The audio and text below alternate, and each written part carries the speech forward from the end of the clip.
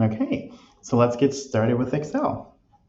So as you can see, I already have my Excel sheet open. We will be working in a practice Excel sheet.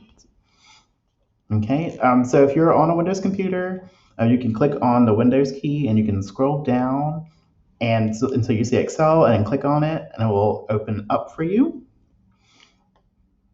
All right, and so if we wanted to create a blank Word document, if you click on File here, okay, and then we can click on Blank Workbook, and that will give you a nice clean Excel workbook. We're working in our activity Excel sheet, so I'm going to go back here. All right.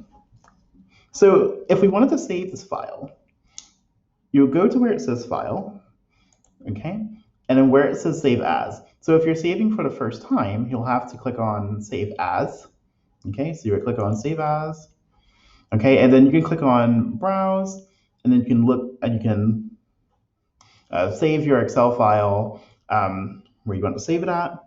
Okay, so I want to save it in Documents, and you will call it what you want to call it. So here it's called Practice Getting Started with Excel, Activity Sheet.